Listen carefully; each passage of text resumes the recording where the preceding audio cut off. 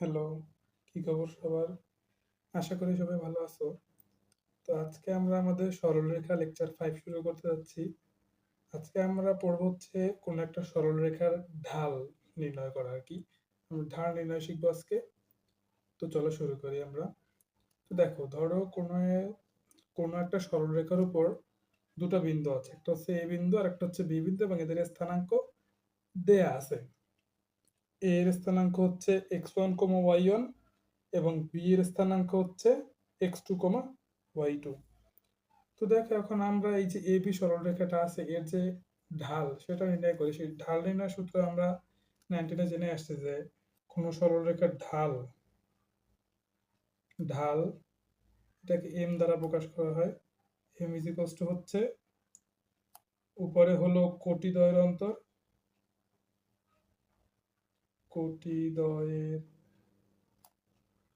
অন্তর divided by হচ্ছে ভুজদ্বয়ের অন্তর।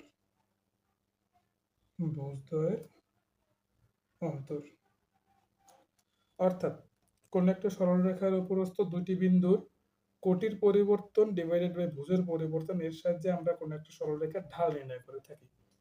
হ্যাঁ, তো দেখো আসলে তাহলে এম এর সূত্রটা কি দাঁড়ায়? এম ইজ ইকুয়ালস টু হয় তাহলে y2 minus y1 divided by x2 minus x1। এখানে তুমি y2 মাইনাস y1 বা y1 মাইনাস y2 যাইটাই দাও না কেন, দুটোতেই যেন ক্রম সেম থাকে। মানে প্রথমে যদি তুমি y2 মাইনাস y1 বিয়োগ করো তাহলে যেন নিচেও x2 মাইনাস x1 করো তাহলেই হবে। আর উপরে যদি তুমি y1 মাইনাস y2 করো তাহলে নিচেও x1 মাইনাস x2 করবে তাহলেই হয়ে যাবে। তো এখন দেখো আমরা আসলে কি করি, ঢাল মানে হচ্ছে যে কোন একটা সরলরেখা কতটা নতিতে অবস্থান করতেছে, মানে কতটুকু হেলে আছে আসলে সেটা আমরা নির্ণয় করবো। তো এটা আমরা নির্ণয় করে হচ্ছে এক্স অক্ষের সাথে সে কত ডিগ্রি কোণে, এক্স অক্ষের ধনাত্মক দিকের সাথে যে কত ডিগ্রি কোণে হেলে আছে আমরা সেটা হিসাব করি আসলে। তো এখান থেকে আমাদের এই যে ধরো এই এবি সরলরেখাটা এক্স অক্ষের ধনাত্মক দিকের সাথে এই যে একটা কোণ থিটা কোণে ধরো হেলে আছে। হ্যাঁ, তো এই থিটা কোণে যে হেলে আছে আমরা এখন এই যে ঢাল m is equals to y2 minus y1 divided x2 minus x1 is equals to আমরা লিখতে পারি হচ্ছে tan থিটা। এখানে এটা আমরা কিভাবে লিখতে পারি, দেখো আমরা একটা আসলে সহজ উদাহরণে আসি। ধরো কোন একটা মূল বিন্দুগামী সরলরেখা আছে, এটা অবশ্যই মূল বিন্দু 0 0 গামী এবং হচ্ছে এর উপরস্থ একটা বিন্দু ধরো আছে x, y, ঠিক আছে। তো তাহলে এই যে দেখো এই যে মূল বিন্দু থেকে এই যে ভুজ, এই ভুজটা কত, ভুজ হচ্ছে x এবং কোটি হচ্ছে কত, y, তাই না? তো এখন দেখো আমরা যদি এখান থেকে আহ, মানে ঢালটা নির্ণয় করি রেখাটার জন্য, তো m ইজ ইকুয়ালস টু হয় কি y2 মাইনাস y1 তাহলে হচ্ছে y মাইনাস 0 আবার ডিভাইডেড বাই কি x2 মাইনাস x1 তাহলে হয় কি x মাইনাস 0। তো দেখো এখান থেকে এখন আমরা লিখতে পারি কি y বাই x। এখন একটা জিনিস খেয়াল করতে হবে, এখন যদি আমরা এই সরল রেখাটা ধরো x অক্ষের ধনাত্মক দিকের সাথে থিটা কোণে হেলে আছে, ঠিক আছে। এখন দেখো তো এই যে y বাই x, এই থিটা এর সাপেক্ষে y হচ্ছে কি লম্ব এবং x হচ্ছে ভূমি। তাহলে আমরা লিখতে পারি কি যে ধরো আমরা জানি যে ত্রিকোণমিতির একটা প্রপার্টিস আছে যে tan theta is equals to হচ্ছে লম্ব বাই ভূমি। এখানে লম্ব হচ্ছে y এবং ভূমি হচ্ছে x। এই দেখো এখন এই y বাই x এটা সমান সমান আমরা কিন্তু কি tan থিটা লিখতে পারি। এখানে থিটা হচ্ছে কি, থিটা হচ্ছে তোমার x অক্ষের ধনাত্মক দিকের সাথে সরলরেখাটি যে কোণে হেলে আছে সেই কোণ, মানে সেই কোণের tan অনুপাত, ঠিক আছে। তো এইভাবে আমরা কিন্তু আরেকটা সূত্র দ্বারা করাইতে পারি যে m ইজ ইকুয়ালস হচ্ছে কোটিদ্বয়ের অন্তর বাই ভুজদ্বয়ের অন্তর ও y2 minus y1 divided by x2 minus x1 is equals to দ্বারাই কি হচ্ছে tan থিটা, তাই না? এখন এখানেও যদি আমরা একটা সমকোণী ত্রিভুজ অঙ্কন করি তাহলে কিন্তু আমরা সেই মানে এই যে থিটাটা নির্ণয় করতে পারবো। tan এই যে এই m is equals to y2 minus y1 divided by x2 minus x1 equals tan থিটা, এই আমরা এই ফরম্যাটটা কিন্তু আমরা এখানে দাঁড় করাইতে পারবো, ঠিক আছে। তো চল আমরা এখন এই একটা ম্যাথ করে ফেলি, তাহলে আমাদের ক্লিয়ার আইডিয়া হয়ে যাবে। তো দেখো প্রথমে এটা কি বলছে, 0,2 এবং -2,0 বিন্দুগামী সরলরেখা x অক্ষের ধনাত্মক দিকের সাথে কত কোণ উৎপন্ন করে। তো ভালো, আমরা জানি কি ঢাল m ইজ ইকুয়ালস টু হচ্ছে কোটিদ্বয়ের অন্তর বাই ভুজদ্বয়ের অন্তর। কোটিদ্বয়ের অন্তর কত, 0 -2, 0 -2। ভুজদ্বয়ের অন্তর কত, -2 -0। এই যে ইজ ইকুয়ালস টু হইতেছে কি ট্যান থিটা, তাই না? এখন থিটাই হচ্ছে এক্স অক্ষের ধনাত্মক দিকের সাথে উৎপন্ন কোণটি। তো আমরা আসলে এখানে থিটা নির্ণয় করব। তো দেখি এখন এখানে কি দাঁড়ায়। এখানে tan theta is equals two দাঁড়ায় হচ্ছে -2/-2 ইজ ইকুয়ালস টু দাঁড়ায় কি 1। তো আমরা জানি ট্যান কত ডিগ্রির মান 1, tan theta is equals to tan π/4 বা 45 ডিগ্রি, তাই না? তো তখন আলটিমেটলি আমাদের থিটার মান কত দাঁড়ায়, theta is equals two 45 degree. তো এখানে আমরা কত পাইলাম তাহলে, এই যে সরলরেখাটি এক্স অক্ষের ধনাত্মক দিকের সাথে 45 ডিগ্রি গুণত্ব করে। এখানে একটা বিষয় বলে রাখা হলো, আমরা কিন্তু সবসময় তোমার 0 ডিগ্রি থেকে, হ্যাঁ, 180 ডিগ্রি পর্যন্ত আর কি, এই সীমার মধ্যে আমরা আসলে থিটাটা নির্ণয় করে থাকবো। হ্যাঁ, কারণ দেখো আমরা যে যে প্রথম চতুর্ভাগে কোনো একটা রেখা যদি এভাবে হেলে থাকে, অর্থাৎ যদি পজিটিভ ঢালে থাকে, তাহলে কিন্তু এক্স অক্ষের সাথে সূক্ষ্মকোণ উৎপন্ন করবে, এক্স অক্ষের ধনাত্মক দিকের সাথে। আর যদি হচ্ছে তোমার নেগেটিভ ঢালে থাকে, তাহলে হচ্ছে এক্স অক্ষের সাথে একটি স্থূলকোণ তৈরি করবে, যেটা কিন্তু অবশ্যই 180 থেকে ছোট হবে এবং কি হবে, মানে 0 থেকে 190 ডিগ্রি থেকে বড় হবে এবং 180 থেকে ছোট হবে। তাহলে আমরা কিন্তু 0 থেকে 180 এই সীমার মধ্যেই আসলে আমাদের যে এক্স অক্ষের ধনাত্মক দিকের সাথে যে কত কোণ উৎপন্ন করে সেটা কিন্তু নির্ণয় করা থাকবে। ঠিক আছে? আমরা কিন্তু এখানে তৃতীয় বা চতুর্থ চতুর্ভাগ কিন্তু এখানে হিসাবে আসবে না। তাই আমরা কিন্তু এখানে শুধু 45 ডিগ্রি নিয়েছি। নইলে কিন্তু আমরা থার্ড চতুর্ভাগ হিসাব করলে কিন্তু আরো একটা কোণ আমরা পেতাম। হ্যাঁ? তো দেখো এখন আমরা নেক্সট অঙ্কে যাই।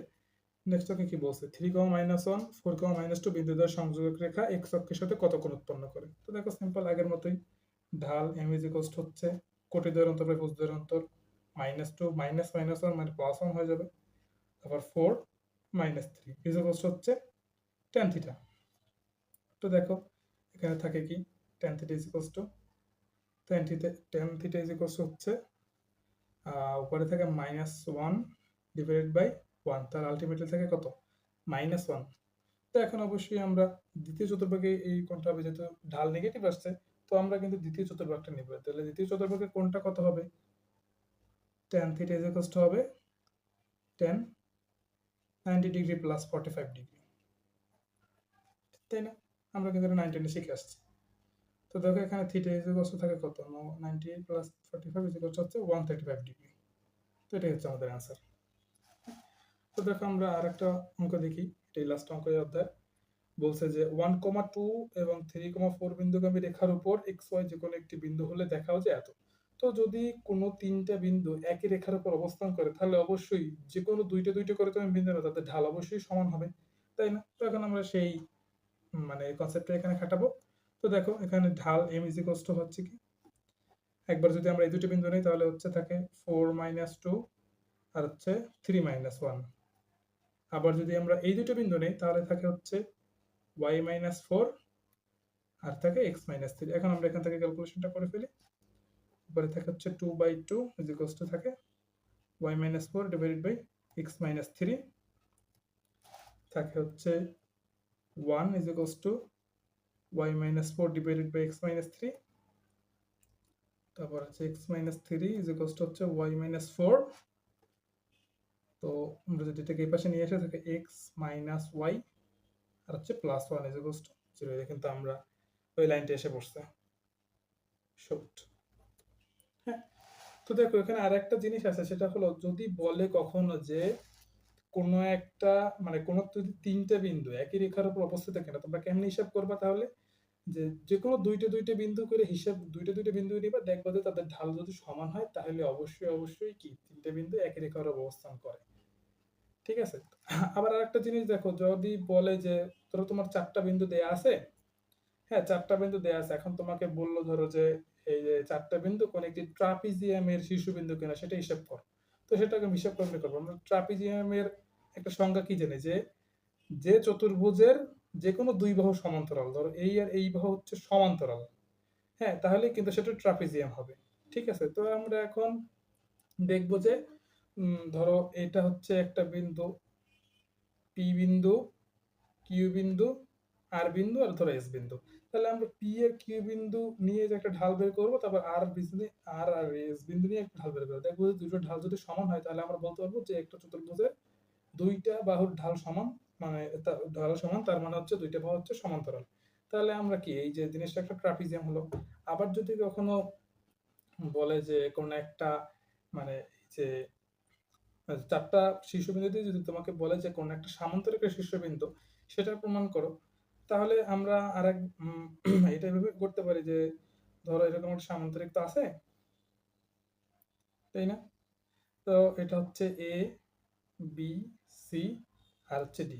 তাহলে আমরা দেখবো এবি রেখার ঢাল এবং সিডি রেখার ঢাল সমান কিনা, আর দেখবো হচ্ছে এডি রেখার ঢাল আর বিসি রেখার ঢাল সমান কিনা। তার কারণ আমরা জানি কি কোন একটা সামান্তরিকের বিপরীত বাহুগুলো পরস্পর সমান ও সমান্তরাল। তো আমরা এখানে সমান্ত প্রমাণ করবো ধরো দৈর্ঘ্য দিয়ে, আর হচ্ছে সমান্তরালটা প্রমাণ করবো ঢাল দিয়ে।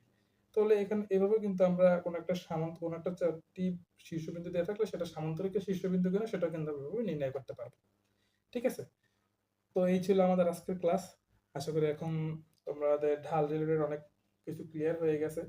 তো আস্তে আস্তে আমরা সরলরেখা অধ্যায়ের আরো মেইন জিনিসে ঢুকে যাবো। এখন সামনের পর্বগুলো হচ্ছে তোমার সরলরেখা রিলেটেড সবকিছু আসবে। ঠিক আছে? তো ওগুলো আরো বেশি ইম্পর্টেন্ট, এই অধ্যায়ের একটা মেইন পার্ট। তো দেখা হবে তোমাদের সাথে সামনের ভিডিওতে। আজকের মতো এই পর্যন্তই। ভালো থেকো। টাটা।